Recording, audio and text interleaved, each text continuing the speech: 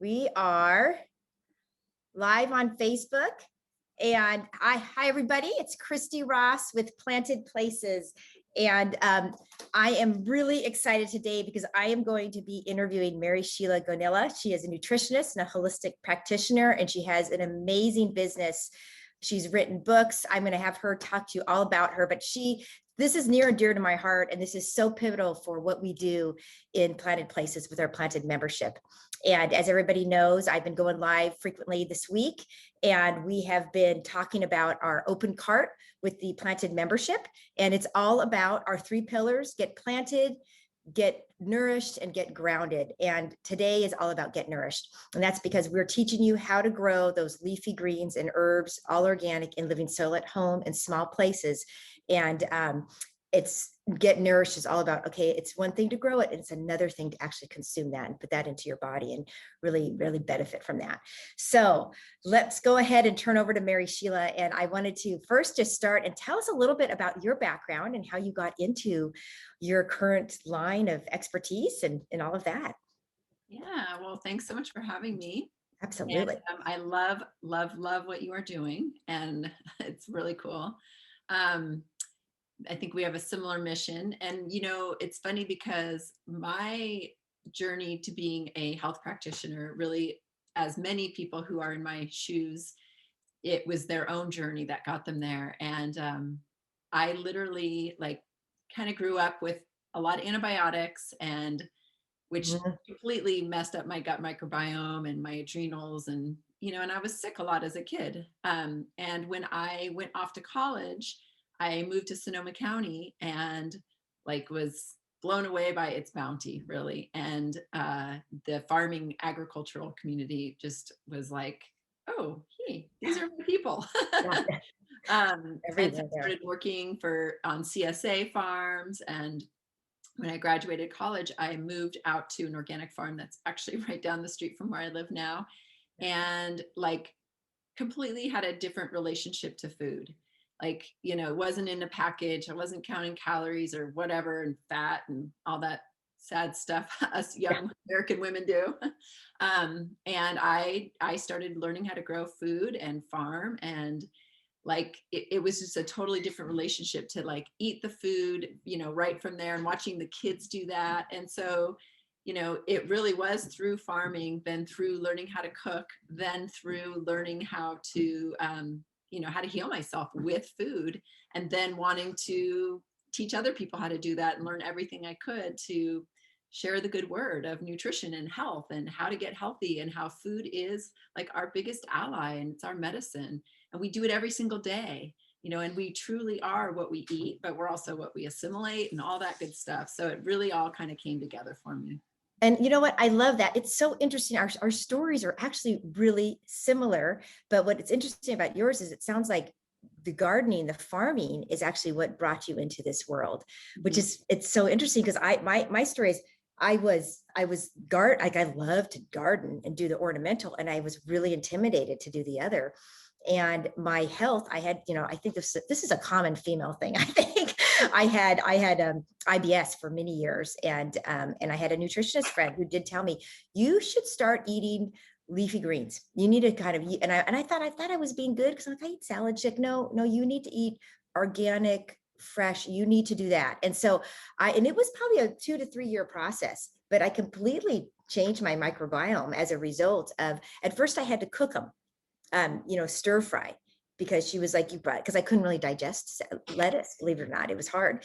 And then now it's absolutely no problem. But, and in that process is when I realized, okay, I really want to start learning how to actually grow my own food, because and it was also at the same time I had a business, and I had a client who wanted to do it on a wall, and we were doing living walls, and I thought, let's figure that out, because that is the ultimate, right?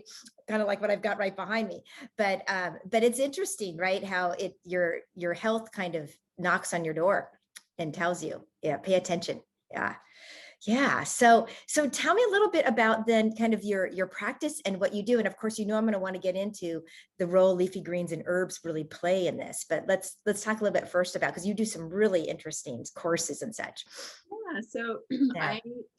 I am trained as a nutrition consultant, and so I'm, board certified in holistic nutrition, and I'm also trained in Ayurveda, which is like sort of, going to this deep ancestral place and peeling the onion even deeper and connecting our emotional body to, the elements. And so that's been a really wonderful way to like interpret nutrition and health and teach Yeah, it. talk about that a little bit, because I actually have not, I've heard of it, but I don't know so much about it. I'd love to hear about it. Yeah. Well, you'll love it actually Yeah. because of how I'll describe it. But Ayurveda is a science of medicine from India, and it is an elemental science. So, meaning we are just like, our outside environment, we are made of the elements, right? We have Right. ether and air, fire, water, and earth. And that is what makes us up, right? So, like the planet Earth, have 70% water in our own bodies, right? We Yeah. have fire. We're able to, take our food and metabolize it and turn it into us. And so like for you, cooking your food was better then because you might not have had as strong of digestive fire at that time, right? And Right. we have, air, and we have space for things to move through, and it's all housed in our body. So and Ayurveda also really teaches that most disease states or conditions really start on an emotional level, and then they sort of get stuck in the body. So it's Yeah. very it's just a really beautiful type of healing that's very based on self-care, And based that's interesting when you say it starts with an emotion, because of course the first thing my brain goes to is stress, right? There's so much link right between autoimmune and stress. on. And that sounds like that's kind of the root of what you're talking about there. Exactly, Yeah. exactly. Stress, and it might be like, stress because we're fearful or, we're angry, right? So there's all these different emotions wrapped up in that. And Hmm. so, and that plays a big role. And so, and self-care in this busy world is really critical. And it can mean many things, it's sort of a cliche way to say things now, but it really can mean many things. It can be that, cooking for yourself, cooking more greens for yourself, than when you just thought, well, no, I'm fine. I eat a salad, whatever. And so the Ayurveda has been amazing. I was a teacher at Bowman College, which is a holistic nutrition program, for many years, and that was really great because I hadn't had to dive in and learn so many different things to be able to teach it and articulate it. Right. I work in a medical clinic part-time, doing consulting and teaching classes. And, I've kind of worked with a lot of different people. I've taught a lot with kids in elementary and middle school. And right now I focus a lot on blood sugar, and I also focus a lot on autoimmune. I just recently finished training with Dr. Terry Walls, just because, autoimmune is sort of the, I don't know, in some ways for me, it's kind of like the pinnacle, of, it's like, wow, our body is not like protecting and keeping ourselves safe. It's actually like attacking ourselves. Exactly. And so Yeah. how can we, calm that immune system down and stop the damage and, and heal. And it is food. It's what we eat. It's also how we eat and how we care for ourselves, and, kind of tapping into that more resilience and that rest and digest parasympathetic nervous system. Okay, so that's so beautiful what you just said. Those three comments, because it made me think of, okay, with Planet Places, it's the get planet, get nourished, get grounded. And I was like, wow, it's what we eat, kind of how are we eating that, and then kind of how we take care of ourselves. Like that's interesting because get grounded, of course, is how do you take care of yourself? Gardening, cooking, and gardening, I think, are those two activities that are really, I mean, they're kind of like soul satisfying, right? You do it, and it's like, in our busy life, a lot of times you just don't want to take time for it. But then when you do, you realize this is worth it. This is how I take care of myself. It's so important. Yeah. And Well, yeah, and I just have to say, like, to see that wall behind you, your living wall, your beautiful greens, like, I mean, you're yeah, caring for your food, you're caring yeah, for your food before it comes into you. And, that's one of the things I say a lot. It's like, no matter, even if you don't have one of those beautiful living walls that you can like actually care for your greens before you eat them and consume them, and before they become you, yeah. like we all work really hard for our food, Hmm. whether it's, earning money to pay for and purchase our food, or, gardening and planting our own food, or whoever else, like the Yeah, the land, the farmer, the the tractor drivers, or like Right. truckers moving our food across. Like, I mean, look how hard we work for our food on so Yes. many levels. And like, wow, to really honor that, right? It's important. No, I know, and it's true. And then of course, we won't get into it right now, but like this, there's so much now information out there, which I'm so glad they've brought to the forefront of, what we've been doing historically, traditionally in the non-organic farming, and what it's done, and the link it has to climate change. And, the soil, we grow in living soil, because a big part of that is where the nutrition is. But I also think there's a bigger message there, which is it sequesters carbon. I mean, soil, it takes in the carbon dioxide, and 40% of that carbon goes into the roots, and it's stored in the microbial activity in there. I mean, it's sort of fascinating. And so when you don't farm, you're throwing pesticides and you're tilling the soil, you're kind of, you're destroying that microbial activity. And as a result, the ability for that land to sequester carbon has gone away. So it's got this global impact too, that is now people are starting to talk about, which I think is fascinating. So I could go on, and so we could go in so many different directions there, but I want to go back to autoimmune real quick, because that is so much on the rise. It's interesting, you hear these things, oh, is it hereditary, is it not? And I'm curious, when you say, kind of what you do eat can impact the autoimmune, and talk a little bit about that. How do we think about that? Yeah. I think a big part of that, and this is sort of another like movement in the nutrition world, is Mm. like our ancestral eating.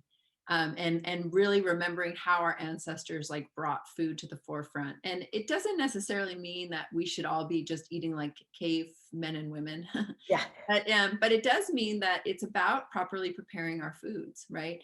It's Mhm. about that idea that like, wow, my digestive fire is not that strong. I've got IBS. Like, it's going to be Mhm. easier for me to cook my greens rather than just have them raw in salads. And sometimes too much raw isn't good for the thyroid gland. And so the same thing goes like when we're talking about autoimmune and eating Mhm. for autoimmune, there is a mindfulness piece that plays a role, like of being calm and in our Mhm. parasympathetic, which is our rest and digest nervous system when we're eating. And then Mhm. the other piece is going to be properly preparing our foods. We didn't just at 10,000 years ago when agriculture began, we didn't take wheat berries and put them through a mill and turn them into tortillas and eat them. The Yeah. only way we could really digest them was when we soaked them and sprouted them and fermented them Mhm. naturally with just even the air, the microbes in the air. And it began to break down the hard to digest proteins and glutens, all the different gliadins Yeah. and the carbs. And it just started to break everything down. So it was so much easier to digest. And the same thing with dairy. Dairy, it was a way to preserve the dairy, but it was also a way to make it more digestible. So if we're Mhm. going to eat those foods, and what we find is there's some foods that, most of them being seeds, right? So Mhm. grains, beans, nuts, and seeds, they're seeds. They're all seeds. And their whole purpose in life is not to be eaten by us, but to become the next generation, right? To become an Right. almond tree or a walnut tree or, a bean sprout or, right? And Yeah. so when we, like, just like us as parents, right? We say, I would do anything to protect my children. Well, plants do the same thing. They put protections in their offspring. And Mm. those protections are what we call anti-nutrients like lectins and phytates and oxalates. And all of those anti-nutrients can be irritating to a gut. So if we've been running around really stressed, high Mhm. stress, high cortisol is going to be like a thinner lining of our gut, which, we can kind of talk about the gut as it's like, in the whole microbial gut, it's like our own inner soil, right? And Mhm. it's that Right. soil that we need to tend to, right? We need to tend to the soil in our plants so that they have everything they need to grow healthy, but we also have to tend to our own. And the more stressed we're running around, or kind of deficient foods that we're eating, the thinner that lining is, and the more susceptible the immune system is to being kind of triggered by those anti-nutrients. And then the immune system starts to come out and send out molecules that are inflammatory, but it's protective. So, and then over time, it might just lose tolerance to what it's supposed to be going after versus what it's truly going after when it starts going after us. So, a big part of healing with food is making sure, we're eating the foods that are the best for us and our situation, our condition, but ultimately also properly preparing our foods, right? Interest, God, that I'm just sitting here. I am the student right now. I am learning so much about what you're saying because I'm, of course, as everybody will do, right? You apply it to your own personal situation and go, okay, that's so interesting. And just you describing, the stress, the cortisol that would potentially be in your body, how that thins out your digestive tract. And then not only is it compromised, is the ability for it to absorb the nutrition that is in that food, is that also compromised as well? That makes me think Yeah. that. Because I mean, Yeah. if you think about like your gut lining, you think of Mm-hmm. it as a plumbing, you don't want to have any leaks in your plumbing, right? What happens? Right. You're going to get mold and, water's going to come out everywhere. Well, it's just like our gut. We don't want leaks in our plumbing. And that what's lining our plumbing is like these hair-like projections. We call them cilia. And Yep. what's being housed on that cilia are enzymes that do that final split to let things in. Now, if my hair-like projections are all inflamed and maybe atrophied and not even there because they're not healthy, well, where are those enzymes going to live? And and then so I can't break everything down. It might give me symptoms of like the IBS, like you talked about, and then over time, that gut Mhm. wall degrades, and then things that are bigger that aren't supposed to can get out, and that's what we call leaky gut.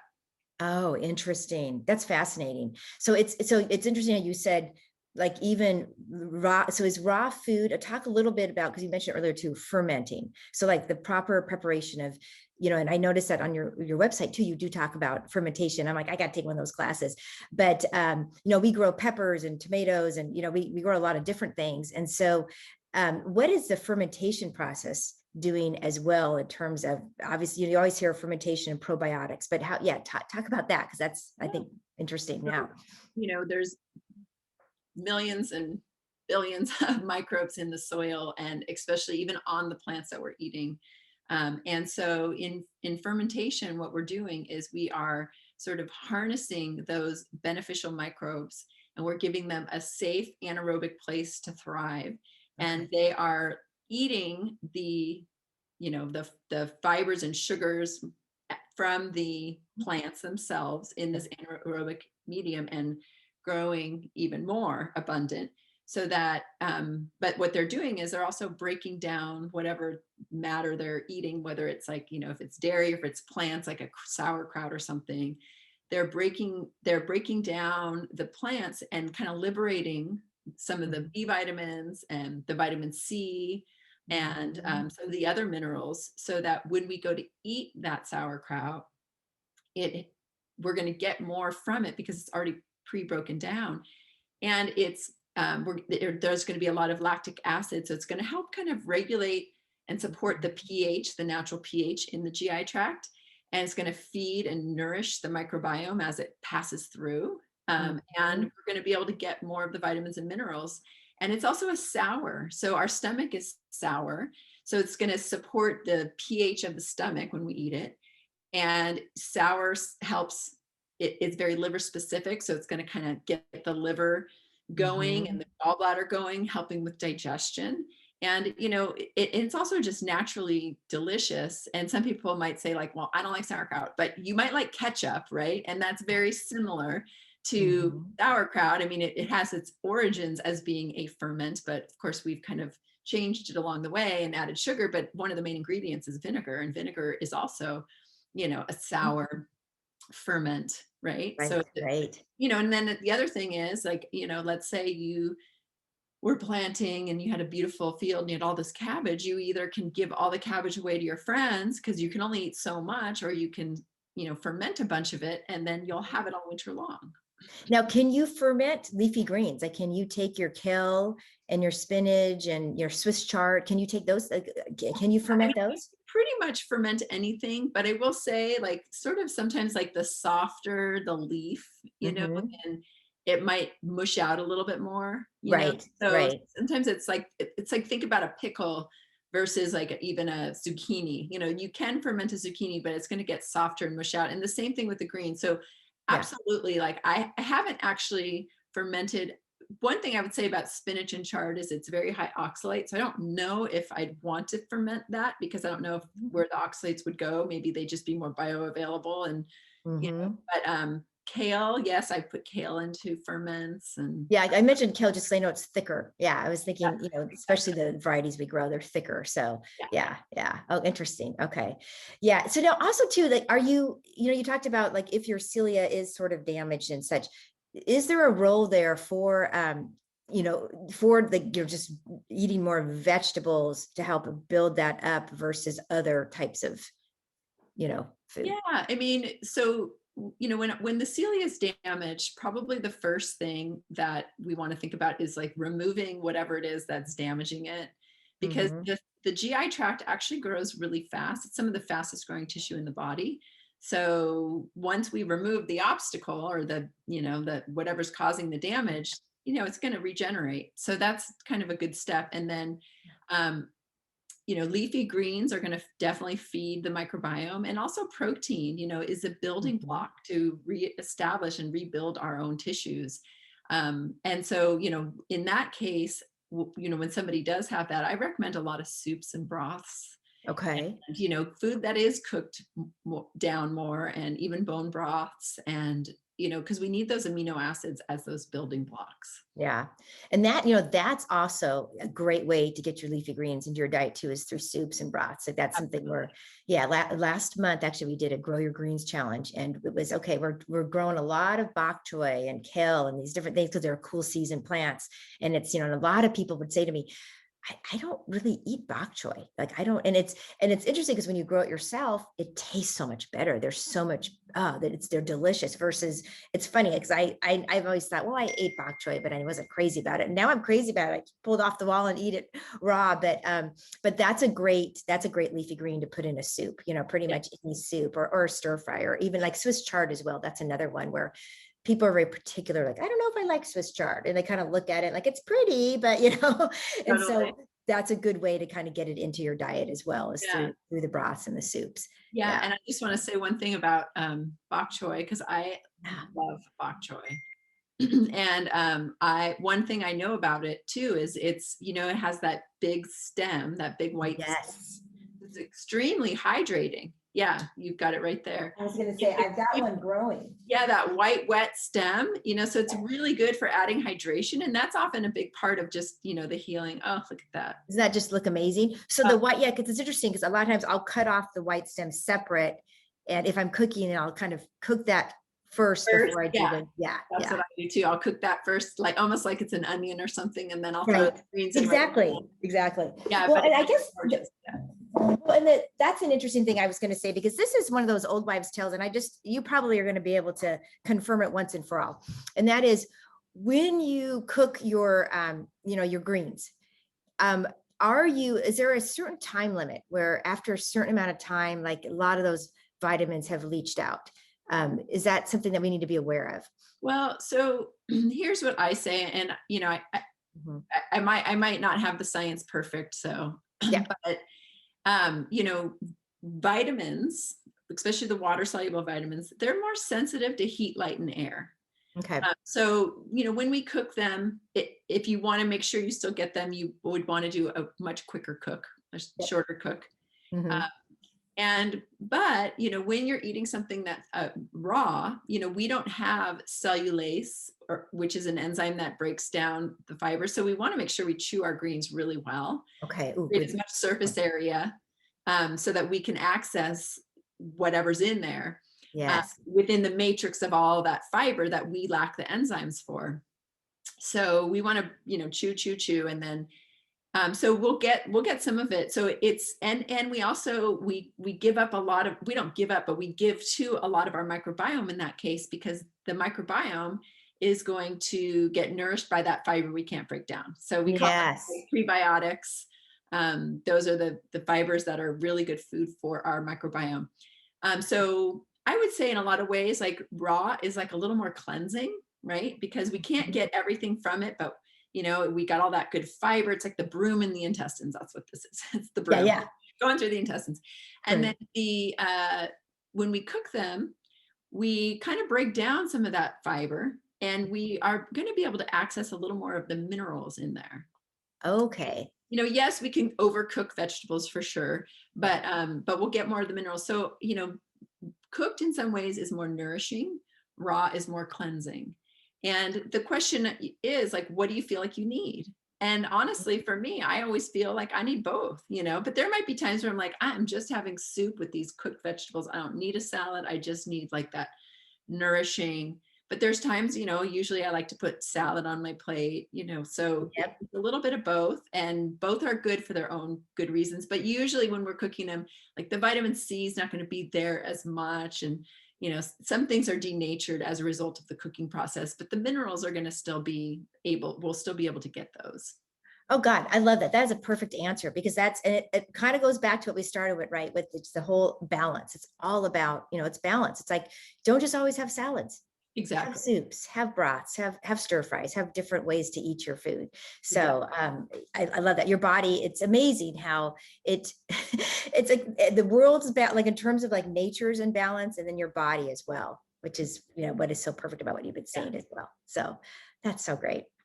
Well, goodness, I want to, we could go on forever, and I want to be respectful for all the people watching now, or the replay and stuff as well, because we could go on forever. But I did want to tell people about your blood sugar class that you were doing. You're taking signups, and you start that on Tuesday. And I am very interested. What do you cover in that course? So my blood sugar reset course is a class I've been teaching for, since 2017, however many years that is. And it is this is going to be an online version. So it's going to be a full 3 months of really teaching you how to really honor your hormonal rhythms in the body. So yes, blood sugar is something we can relate to. At least a lot of people, like, you might start seeing, your labs change, or your cholesterol come up, or, or more weight around the belly. It's like, we understand that could be the beginning stages of something like diabetes. But, we have our hormonal glands, all of our endocrine glands, and they are like our first responders. They are helping us to adapt to stress. And blood sugar control, learning how to really eat for blood sugar balance and understand how your entire intricate hormonal system works, with everything around like stress management, to sleep, to thyroid function, to the immune system, pancreatic support and insulin, and in our adrenals, like they're all working together to establish a balance so that we are in homeostasis, right? So that, like, we're both the same temperature, our blood pH is the same. When we go outside, our body revs up to keep us warm, so we're always working on this blood sugar control. And it's to me, it's like the secret sauce of vitality. So it's a 90-day course with me teaching as you're implementing. And not everybody's taking it as like, oh, I have diabetes. There's a few people, but a lot of people, it's like, wow, I want to have like optimal health. I want to keep making sure that I have what I need to age with grace. Yes. And like right now, Alzheimer's is being called diabetes type 3. So it's really all about creating that foundation. Like, when you can have that foundation, like, to me, that's you can live your best life. So that's really what I teach at the class. And we could link to my I'd love to do that. So anyways, but it's a really great class. I have a few people that are taking it for the third time, because they're just like, I get so much out of it. It's a great reset for me. It's discounted right now. It's on sale, couple $100 off. And, so it's just a really, if I don't say so myself, it's a really great opportunity to just dive deep and to learn more about how you work, how food meets your physiology, and how to really like get the skills to, for the long haul of your life. Well, and it sounds like preventive. Like, it's interesting when you said people with diabetes take this. The first thing I thought of is, what a great preventive, in terms of what I need to be doing now, so I am, aging, correctly, and staying healthy. Very interesting. Okay, I might have to check that out for sure, because I'm very, I'm just always wanting to, like, what can I do to keep and just top? Yeah, totally. And so so it's blood sugar reset. It's awesome. I'm super excited, just getting off the ground. And then you have your plant. Yes, our planted membership is open right now. So I know you're gonna take this recording and show your all your members and your people. So would love to do that. Absolutely. So because again, it's such a great partnership with nutrition and what you're doing in terms of what are you eating, how you're preparing that food, and we're helping you grow, and we're also helping you, consume and nourish So your body. you're helping people grow that beautiful wall behind you. Yes, we are. So what we've got is we've got multiple, so we've got different memberships. So we do container where you can, so a lot of people, they look at that wall and they're like, that is amazing. I'm a little intimidated because we get a lot of people that are aspiring gardeners that are really, and a lot of it's the health message that's really talking to them. And so they want to be healthy, they want to be healthier, and they want to grow their own food. And, I think COVID helped, I don't know if they helped, but really did bring a lot of this awareness, like who's touching my food and how long did it take to get to the grocery store and all of those things. And so, and it is true, when you grow your own food, in living soil, the taste is so superb, and it is more nutritious, obviously. So, it's fresh and you're cutting it and then you're preparing it and eating it. But no, but we allow people to grow in containers, or they can grow up to the wall. So that's what so a lot right now, a lot of the people that started with us in the fall now are moving up into the wall because they've got a lot of containers and they're like, okay, I don't want to they have them on stands and stuff, but like, no, I want to, and this really automates a lot of the maintenance for them because it's got an irrigation system in there and a timer. And so you're really at that point enjoying and taking care of your food and not worrying so much about the details of, oh my gosh, did I water today? And, you still have to worry about that, but, and I talk a lot about rituals, right? Your rituals of, kind of taking your cup of coffee or your tea and you're going out and you're just being in your garden and you're looking at your plants and you're seeing how their health's coming along. So yeah, so it's a lot of fun. I just want to say one last thing that you told me about your thing, which I just love, is that, you're also sending people like their soil amendments so that their soil, right, stays alive and healthy. And that is, when we were first talking, I was saying, yeah, my word of the year is soil. Like, it's soil. We have to tend to our soils, and that's on the inside and the outside. And, if that's one thing COVID taught us with all the, hand sanitizers, it's like, soil. Right. Right. And I remember that when we first started talking, we were talking about the inner soil and the outer soil. And that is so important, because what you're teaching them, of course, is how are you keeping your soil healthy inside? And, and I'm teaching them a lot about how do you keep that soil healthy?